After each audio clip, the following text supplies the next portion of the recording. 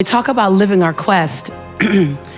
I think that living my quest, really, if I look at it on a daily basis, it's finding my own voice.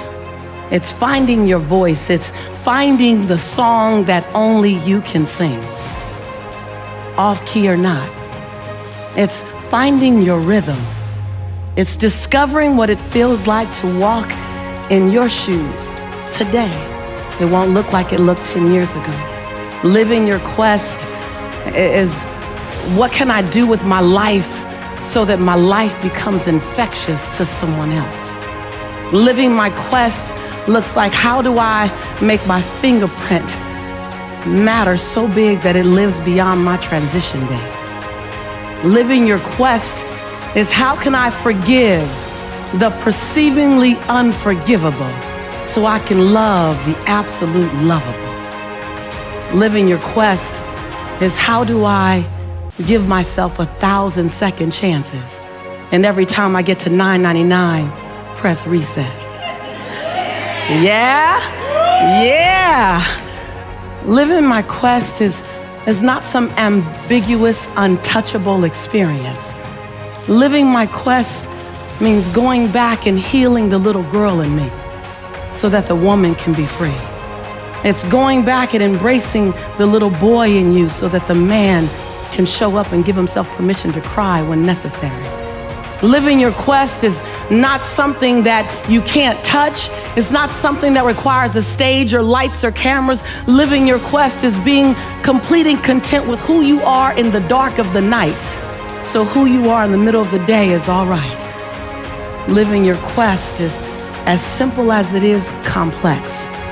Living your quest is about giving yourself permission, say permission, on a daily basis to become the next best version of yourself. Living your quest is not holding yourself hostage to old decisions, not holding yourself hostage to shame, blame, guilt, regret, and anger. Living your quest is about recognizing that every day I can be reborn to my possibility. See, living your quest is as internal and personal as it is public. Living your quest is about recognizing that you have brilliance in you and not being willing to dim your light one more day.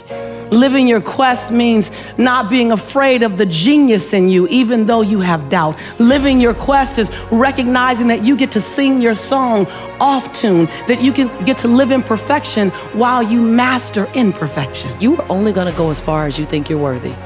I can push, you can have the greatest product, but if you don't feel worthy, you will work hard to sabotage that relationship. You don't know you're doing it. Right. You don't know you're doing it. You just think these are the things I need, and you're driving that guy away. You're driving that woman away because your self-worth says they weren't going to stay forever anyway. Or self-worth around money. You have a cap that you feel like you're worthy of $1 million.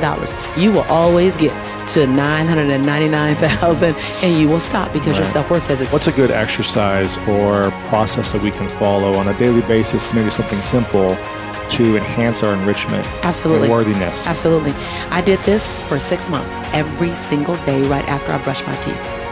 And it's the ICU exercise. And you get in the mirror now.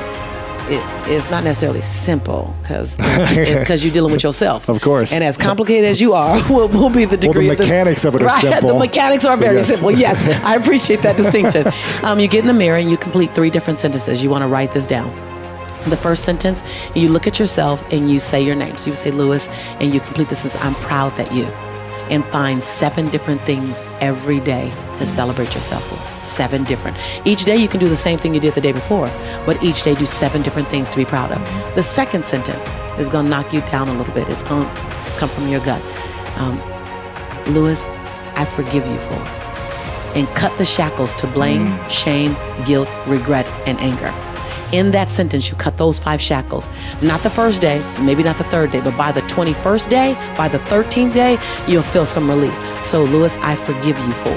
And go back 5 years, 15 years, 20 years, do that. I forgive you for that thing don't nobody know about, but you.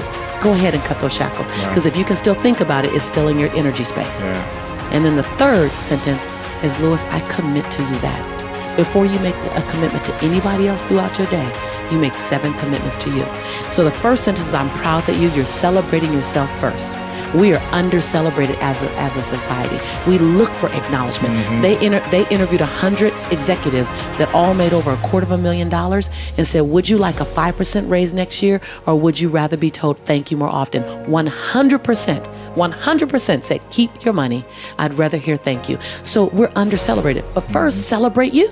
Yeah. Be the example. When I was on Oprah, when she said, what do you do? I said, I recognize that I'm the example of how the rest of the world is supposed to treat me. And it's my job to give the world the best example of how I like to be treated. Right. So celebrate yourself, forgive yourself, cut the shackles, and then commit to yourself before you commit to anyone else. That right there, powerful. That right there will begin to fill your cup up. It began to shift for me when I moved from optional to non-negotiable. When I moved from I really, really want this to hold on. This is non-negotiable. It's time for me to move from I'd like it to happen to no matter what. It has to happen. No matter what, Jelani has to have the type of opportunities that normally an African-American male child from South Central LA whose father went to